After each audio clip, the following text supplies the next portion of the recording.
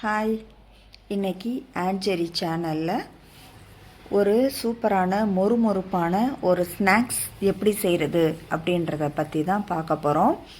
இந்த ஸ்நாக்ஸ் பேர் குழலப்பம். இது மைதா மாவில் செய்கிறது. இது அளவெல்லாம் தேவையில்லை. நம்ம போன வீடியோவில் ஒரு பேனியா செஞ்சு காமிச்சேன்ல, அதுக்கும் அளவு எடுத்து தான் செய்யணும் அப்படிலாம் கிடையாது. அதே மாதிரி தான் இதுக்கும் அளவு தேவை கிடையாது. நான் சில பிள்ளைங்க இப்போ தான் புதுசாக கல்யாணம் ஆகிட்டு வந்திருப்பாங்க.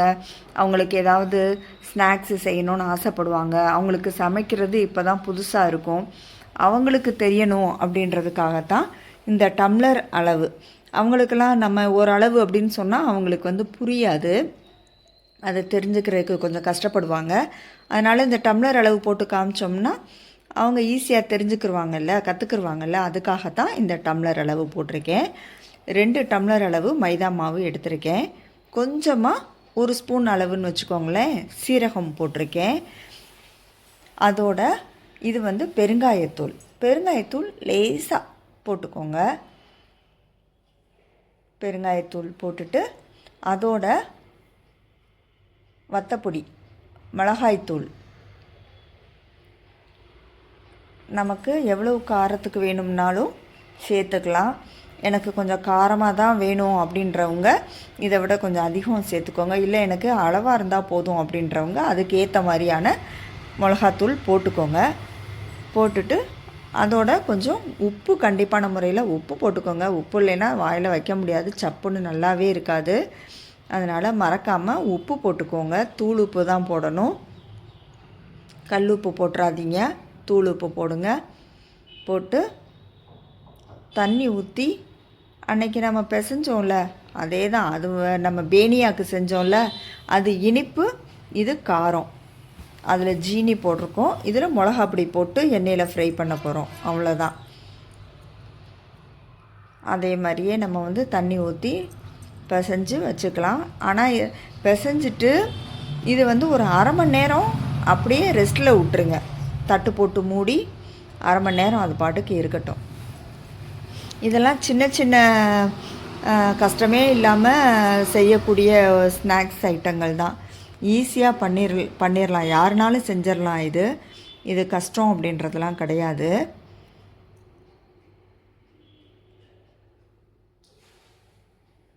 உங்கள் வீட்டில் பிள்ளைகளுக்கும் இந்த மாதிரி செஞ்சு கொடுங்க. பிள்ளைங்க விரும்பி சாப்பிடுவாங்க. ஸ்கூலுக்கு போயிட்டு டயர்டாக வருவாங்க. இந்த மாதிரி செஞ்சு ஏதாவது வச்சிங்கன்னா வீட்டுக்கு வரும்போதே பாருங்கள், பிள்ளைங்க என்ன சாப்பிட்லாம், வீட்டில் என்ன இருக்குது அப்படின்ட்டு தான் பார்த்துட்டு வருவாங்க. பிள்ளைங்க வர்றதுக்கு முன்னால் நீங்கள் இது செஞ்சு வச்சிட்டிங்கன்னா அவங்க வந்த உடனே புதுசாக இருக்கே அப்படின்னு சொல்லிட்டு சாப்பிடுவாங்க. நிறைய பேர் செய்வாங்க, நிறைய பேர் வீட்டில் செஞ்சுருப்பீங்க. நான் தெரியாதவங்களுக்காக நான் சொல்கிறேன்.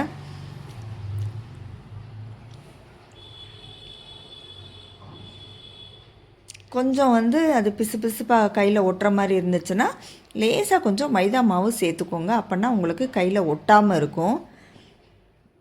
லேசாக மைதா மாவு சேர்த்து பிசைஞ்சு ஒரு மூடி போட்டு மூடி ஒரு அரை மணி நேரம் அது பாட்டுக்கு இருக்கட்டும். கூட இருந்தால் ஒன்றும் செய்யாது.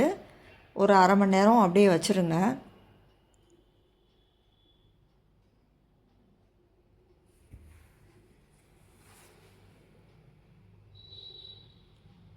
நான் வீடியோ ஃபாஸ்ட் பண்ணி காட்டியிருக்கேன். ஏன்னா ரொம்ப டைம் எடுக்கும், வீடியோ ரொம்ப லென்த்தாக போகும் அப்படின்றதுனால ஃபாஸ்ட் பண்ணி காட்டியிருக்கேன். ஆனாலும் கூட அதை பார்த்தாலே உங்களுக்கு புரியும், புரியாத மாதிரிலாம் இருக்காது. அரை மணி நேரம் கழித்து அந்த மாவை அப்படி கூட பாத்திரத்தில் ஒட்டியிருக்கு பார்த்திங்களா. நம்ம தொடு மாவு வச்சு தேய்க்கிறப்ப அந்த மாதிரி ஒட்டாது. அதை சின்ன சின்னதாக உங்களுக்கு நான் இப்போ ஓரளவு சைஸு போடுவேன் பாருங்கள். அதை விட உங்களுக்கு சின்ன சைஸாக வேணும் அப்படின்னாலும் நீங்கள் போட்டுக்கலாம். எல்லா மாவையும் முதல்ல இந்த உருண்டை உருட்டி வச்சுட்டு நம்ம அப்புறம் தேய்ச்சி நம்ம போட நல்லாயிருக்கும். தேய்ச்சிட்டு அது காயணும். காஞ்சால் தான் கொஞ்சம் அந்த கிறிஸ்பியாக நல்லா வரும். காயாமல் நம்ம போட்டோன்னா கொஞ்சம் நல்லா பதக்குன்னு இருக்கும், பதத்து போன மாதிரி இருக்கும். மைதா மாவு இல்லையா, அதனால் நம்ம தேய்ச்சி நம்ம தட்டில் போட்டு வச்சுக்கிட்டே இருந்தோன்னா அது வந்து காஞ்சிக்கிட்டே இருக்கும். அதுக்கப்புறமா நம்ம அடுப்பில் எண்ணெயை சூடு பண்ணி நம்ம போட்டு எடுத்துக்கலாம்.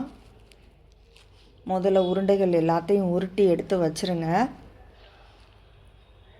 இந்த மாதிரி கிறிஸ்பியாக நம்ம செய்யும்போது பிள்ளைகளுக்கு நீங்கள் ஸ்நாக்ஸ் பாக்ஸில் கூட நீங்கள் வச்சு கொடுத்து விடலாம். இது கெட்டு போகாது இது. அதனால் பிள்ளைகளுக்கு ஸ்கூலுக்கு ஸ்நாக்ஸ் பாக்ஸில் நீங்கள் வச்சு கொடுத்து விடலாம். இல்லை நம்ம எங்கன்னா வெளியே போகிறோம், ஒரு ட்ரிப்பு போகிறோம் அப்படின்னா கூட இந்த மாதிரி செஞ்சு வச்சுக்கிட்டோம் அப்படின்னா, பஸ்ஸில் போகும்போதோ ட்ரெயினில் போகும்போதோ கார்லேயோ, இல்லை நம்ம எங்கேயாவது ஒரு பிக்னிக் போகிறோமா அந்த இடத்துல போய் வச்சு சாப்பிடவோ நல்லாயிருக்கும். கடையில் போகிற இடங்கள்லாம் கடையில் நம்ம வாங்கி சாப்பிட்றதுக்கு இந்த மாதிரி நம்ம செஞ்சு கொண்டு போயிட்டோம் அப்படின்னா நமக்கு காசும் மிச்சம், நம்ம செஞ்சோம் சுத்தமாக இருக்கும் அப்படின்ற ஒரு திருப்தியும் மன திருப்தியும் நமக்கு இருக்கும். வெளியில் போகும்போது ஏதாவது கடையில் வாங்கி சாப்பிட்டு போகிற இடத்துல உடம்புக்கு ஒத்துக்காமல் ஏதாவது சோம்பலாமல் போச்சுன்னா அது கஷ்டம் தானே. அதனால் இந்த மாதிரி பேனியா, குழலப்பம், இந்த மாதிரியான இதெல்லாம் நீங்கள் பேனியா போன வீடியோவில் போட்டிருக்கேன், பார்க்காதவங்க அந்த வீடியோவில் போய் பாருங்கள், நல்லாயிருக்கும். அதுவும் அது ஸ்வீட்டு, அது நல்லாயிருக்கும் ஸ்வீட்டு. இது காரம். இந்த மாதிரி ரெண்டுமே கூட நீங்கள் இதெல்லாம் ஈஸியாக செஞ்சிடக்கூடிய விஷயங்கள் தானே. அதனால் இதெல்லாம் நீங்கள் செஞ்சு வச்சுக்கிட்டீங்க அப்படின்னா வெளியில் போகிறப்பையும் சாப்பிட்டுக்கலாம், வீட்டில் இருக்கிறப்பையும் சாப்பிட்டுக்கலாம். ஈவினிங் இதை சாப்பிட்டுட்டு ஒரு டீ சாப்பிட்டோம்னா வயிறு திருப்தியாக நல்லாயிருக்கும்.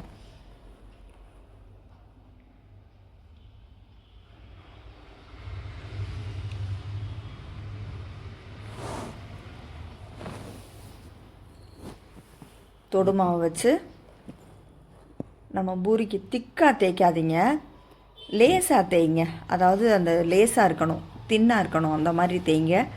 திக்காக தேய்ச்சிங்க அப்படின்னா கிறிஸ்பியாக வராது, மொறுமொறுப்பாக இருக்காது. அதனால் முடிஞ்ச வரைக்கும் தின்னாக தேய்ச்சிக்கோங்க. தேய்ச்சி இந்த மாதிரி ஒரு தட்டு வச்சு அதில் எல்லாத்தையும் தேய்ச்சி எடுத்து வச்சுக்கோங்க. ஒன்றோட ஒன்று ஒட்டாது. நம்ம சரியாக மாவு தொடுமாவு வச்சு தேய்க்கிறோம்ல, அப்போ சரியாக நம்ம வச்சு தொடுமாவு வச்சு தேய்க்கலை அப்படின்னா தான் நம்ம தேய்ச்சி வைக்கிறது ஒன்றோட ஒன்று ஒட்டும். நீங்கள் தொடுமாவு வச்சு நீங்கள் தேய்ங்க. அது மாதிரி இப்போது நம்ம போட்டு எடுக்கும்போது கையில் ஒட்டிக்கிறோம். அதனால் நீங்கள் தொடுமாவு தேய்க்கும் போதே தொடுமாவை நல்லா வச்சு தேய்ங்க. நான் அந்த பெரிய பாலாக இருக்குல்ல, அதில் தேய்ச்சோம்னா அது பூரி அளவுக்கு பெருசாக வந்துடும். அதனால தான் அந்த பாலையுமே ரெண்டாக பிரித்து தேய்ச்சிக்கிட்டு இருக்கேன்.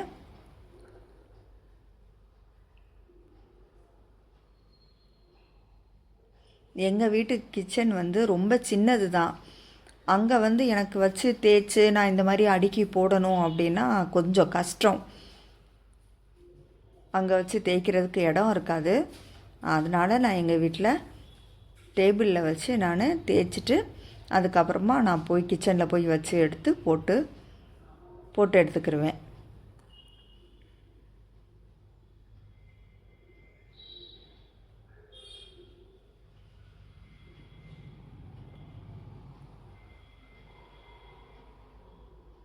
நீங்கள் இந்த மாதிரிலாம் உங்கள் வீட்டில் வேறு என்ன புதுசாக ஏதாவது டிஷ்ஷு செய்வீங்களா? அந்த மாதிரி ஏதாவது செய்கிற மாதிரி இருந்ததுன்னா கமெண்ட்டில் சொல்லுங்கள். என்ன அந்த டிஷ்ஷோட பேர் என்ன அப்படின்னு சொல்லிவிட்டு கமெண்ட்டில் சொல்லுங்கள். இப்போ நான் சொல்லி கொடுத்துருக்கேன்ல, செஞ்சுருக்கேன்ல, இதை நீங்கள் வீட்டில் ட்ரை பண்ணி பாருங்கள், செய்யுங்க. இதெல்லாம் ரொம்ப ஈஸி தான். இது மாவு எடுக்கிறதெல்லாம் 100 கிராம் 200 கிராம் அப்படி அளவெல்லாம் கிடையாது. 1/4 கிலோ 1/2 கிலோ அந்த மாதிரி அளவெல்லாம் கிடையாது. நமக்கு எவ்வளோ வேணுமோ நம்ம போட்டுக்க போகிறோம்.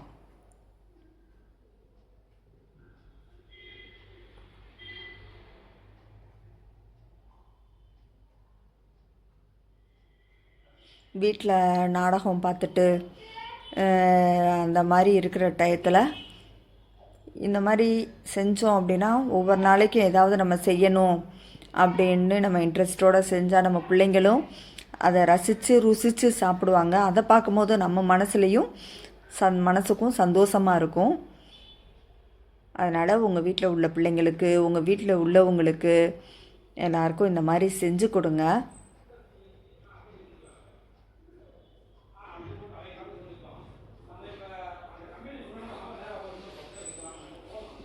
எங்கள் வீடு வந்து வண்டி சத்தம் இதெல்லாம், பேச்சு சத்தம் இதெல்லாம் கேட்கும்.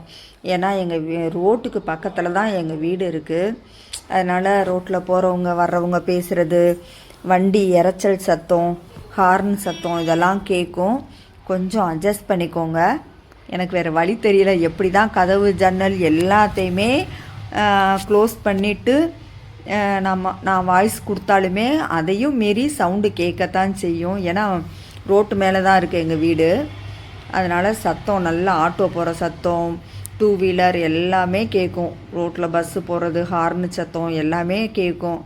ரோட்டில் பேசிட்டு போகிறவங்க இதெல்லாம் நல்லா கிளியராக கேட்கும். அதனால் தப்பாக எடுத்துக்காதீங்க. அதை என்னால் ஒன்றுமே பண்ண முடியலை. கொஞ்சம் அட்ஜஸ்ட் பண்ணிக்கோங்க. அதெல்லாம் தேய்ச்சி முடிச்சிட்டேன். தேய்ச்சி முடிச்சுட்டு இப்போ அதை ஃப்ரை பண்ணி எடுக்கிறதுக்காக சட்டியில் எண்ணெய் ஊற்றிட்டுருக்கேன். உங்களுக்கு எவ்வளோ எண்ணெய் வேணுமோ அந்த மாதிரி ஊற்றிக்கோங்க. நம்ம ஊற்றிருக்க அளவு பொறுத்து நீங்கள் வந்து உள்ளே அந்த குழலப்பத்தை உள்ளே போட்டு ஃப்ரை பண்ணிக்கோங்க. கொஞ்சமாக எண்ணெய் ஊற்றிட்டு நிறையா போட்டிங்கன்னா சரியாக வேகாது. அதனால் எவ்வளோ எண்ணெய் ஊற்றிருக்கீங்களோ அதுக்கு தக்கன பீசஸ் போடுங்க உள்ளே. அப்போ கரெக்டான இதில் உங்களுக்கு ஃப்ரை ஆகி வரும். ஃபஸ்ட்டு வந்து உங்களுக்கு வீடியோ காட்டாமலே நான் பாட்டுக்கு ஒரு குழலப்பம் போட்டுட்டேன். இப்போ மறுபடியும் உங்களுக்கு அது எப்படி ஃபோல்டு பண்ணி போடணும் அப்படின்றது நான் காட்டுறேன். ரொம்ப ஈஸி தான். விரலில் வச்சு மடித்து அந்த 2 இது ஜாயிண்ட் ஆகுதில்ல, அந்த இடமும் நல்லா ப்ரெஸ் பண்ணுங்கள். இப்போ நான் பண்ணுறேன் பார்த்தீங்களா, அது மாதிரி நல்லா ப்ரெஸ் பண்ணிவிட்டு போடுங்க. எதுக்கு ப்ரெஸ் பண்ணுறோம் அப்படின்னா அப்போ தான் பிரியாமல் இருக்கும். இல்லைன்னா இது பிரிஞ்சு நம்ம அப்பளம் மாதிரி வந்துடும். நம்ம அப்பளம் பொரிச்சு எடுக்கிறோம்ல, அந்த மாதிரி வந்துடும். இதை நம்ம இப்படி ஃபோல்டு பண்ணி நல்லா ப்ரெஸ் பண்ணிவிட்டு போடும் போது அது ஒரு குழல் மாதிரி இருக்கும். அதான் குழலப்பம், கார குழலப்பம். வண்டி சத்தம் கேட்குது பார்த்தீங்களா, ஹார்ன் சத்தம். மதியான டைம் தான் கொஞ்சம் அமைதியாக இருக்கும் அப்படின்னு நினச்சி மதியான டைமில் உட்காந்து நம்ம வாய்ஸ் ஓவர் கொடுத்தாலுமே சத்தம் கேட்க தான் செய்யுது. அதனால் கொஞ்சம் அட்ஜஸ்ட் பண்ணிக்கோங்க. யாரும் இந்த மாதிரி சத்தம் கேட்குது அப்படின்னு சொல்லிட்டு கோவப்பட்டுறாதீங்க.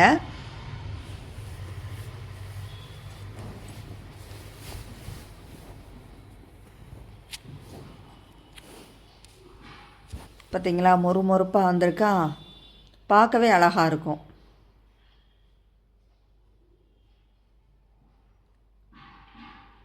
இதை வந்து நீங்கள் எனக்கு அதாவது நம்ம தேய்க்கிறோம்ல, தேய்க்கும் பொழுது சரியாக எனக்கு வந்து தேய்க்க வரலை, அது ஒரு எப்படி சொல்கிறது, மேப்பு மாதிரி ஒரு மாதிரி வருது அப்படின்னு சொல்லிட்டு நினச்சிங்க அப்படின்னா ஒரு கிண்ணம் மூடி இருக்குல்ல, கிண்ணம் மூடியை வச்சு கூட இல்லை அதை வந்து நீங்கள் அச்சு வச்சு எடுத்து இந்த மாதிரி ஃபோல்டு பண்ணி போட்டுக்கோங்க. அப்படின்னா இன்னும் பார்க்க நீட்டாக இருக்கும்ல, அதுக்காக சொல்கிறேன். சில பேர் நீட்டாக இருக்கணும், பார்க்க அழகாக இருக்கணும் அப்படின்னு சொல்லி நினப்போம்ல, அந்த மாதிரி நீட்டாக செய்யணும் அப்படின்னா நீங்கள் அந்த மாதிரி பண்ணிக்கலாம். அப்போ அந்த வட்டம் வந்து ஒரே மாதிரி ஷேப்பில் அழகாக கிடைக்கும். அதுக்காக சொல்கிறேன். நானும் எல்லாமே சாப்பிடத்தானே போகிறோம் அப்படின்னு சொல்லிட்டு நான் அந்த மாதிரிலாம் செய்யாமல் சும்மா நான் தேய்ச்சி எடுத்திருக்கேன். பார்த்தீங்களா, கையில் வச்சு ஃபோல்டு பண்ணி மறுபடியும் உங்களுக்காக தான் நான் மறுபடியும் ப்ரெஸ் பண்ணி காட்டுறேன். அது ப்ரெஸ் பண்ணாலே வந்து ஒட்டிக்கிறோம் நல்லா. மைதா மாவு தானே, ஒன்றோட ஒன்று தான் இப்படி மடித்து இதை கொண்டு போய் கீழே இருக்கிறத கொண்டு போய் மேலே வச்சு ப்ரெஸ் பண்ணிடுங்க. அந்த விரலுக்குள்ளே வச்சுக்கிட்டோம்னா நமக்கு ஒரு க்ரிப்பு கிடைக்கும்ல, வச்சு சுற்றுறதுக்கு ஈஸியாக இருக்கும்ல, அதுக்காகத்தான் அந்த விரலில் வச்சு சுற்றுறது. சில இது விரலுக்குள்ளே வச்சுட்டு சுற்றி எடுக்கும் போது வராது. இந்த பாருங்கள், இப்போ நான் இதை எடுக்கிறேன் வரமாட்டேது, அது மாதிரி வராது. ஆனால் கூட ஒன்றும் பிரச்சனை இல்லை, எப்படினாலும் வந்துடும். கொஞ்சம் பார்த்து கவனமாக எடுத்துகிட்டு நம்ம எண்ணெயில் போட்டுக்க வேண்டியதான். தடிமனாக இருக்கும் பார்த்திங்களா, அந்த இடங்களில் வந்து கிறிஸ்பியாக இருக்காது. அதனால் நீங்கள் தேய்க்கும் போது பார்த்து தேய்ச்சிக்கோங்க. இது ப்ரெஸ் பண்ணுறதும் கொஞ்சம் நல்லா அமுக்கி விட்டீங்க அப்படின்னா அந்த இடத்துல தடிமனாக வராது. நீங்கள் இந்த மாதிரி உங்கள் வீட்டில் ட்ரை பண்ணுங்கள், செய்யுங்க. ட்ரை பண்ணுங்கள் இல்லை, செய்யுங்க. செஞ்சு உங்கள் வீட்டில் உள்ளவங்களுக்கெல்லாம் கொடுங்க. கொடுத்துட்டு உங்கள் பிள்ளைங்களுக்கு கூட ஸ்கூலுக்கு ஸ்நாக்ஸ் பாக்ஸில் வச்சு கொடுத்து விடுங்க. பிள்ளைகளுக்கு கடையில் வாங்கி மேக்ஸிமம் கொடுக்கறது நல்லது கிடையாது. அதனால் இந்த மாதிரி நாளைக்கு என்ன பிள்ளைகளுக்கு செய்கிறது, சில பேரெல்லாம் நான் பார்த்துருக்கேன், கடையில் போய் ஏதாவது வாங்கிட்டு வந்து அதை ஸ்நாக்ஸ் பாக்ஸில் வச்சு பிள்ளைகளுக்கு மறுநாள் கொடுத்து விட்றாங்க. அதெல்லாம் ஹெல்த்தியா இல்லை தானே. அப்புறம் பிள்ளைங்க வந்து சோம்பலாமல் போகுது, வீக்காக இருக்காங்க அப்படின்ற மாதிரி நம்ம ஹாஸ்பிட்டல் கூட்டிகிட்டு போயிட்டே இருக்கிற மாதிரியாக தான் இருக்கும். இந்த மாதிரி நீங்கள் வந்து இன்றைக்கி நீங்கள் செஞ்சு வச்சிட்டிங்கன்னா நாளைக்கு நீங்கள் உங்கள் பிள்ளைகளுக்கு ஸ்கூலுக்கு கொடுத்து விட்றலாம்.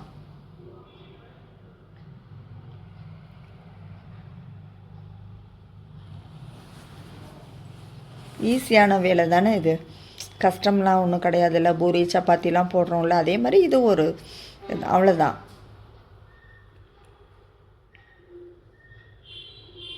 பிள்ளைகளும் போயிட்டு எங்கள் வீட்டில் செஞ்சது அப்படின்னு அவங்க ஃப்ரெண்ட்ஸோட ஷேர் பண்ணிக்கிடுவாங்கல்ல.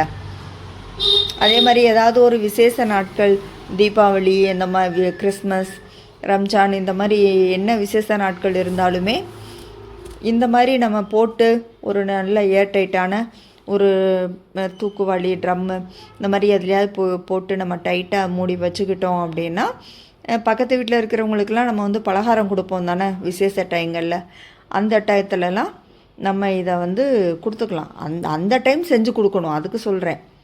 இப்போயே செஞ்சு வச்சு அப்போ கொடுக்குறதுக்கு சொல்லலை. அப்போ வந்து நம்ம செஞ்சு வச்சுட்டு எல்லாருக்கும் மொத்தமாக செஞ்சு வச்சுட்டு எல்லாருக்கும் கொடுக்க வசதியாக இருக்கும். வீட்டுக்கு கெஸ்ட்டு வர்றாங்க அப்படின்னா அவங்களும் எல்லோரும் எடுத்து விரும்பி சாப்பிடுவாங்க.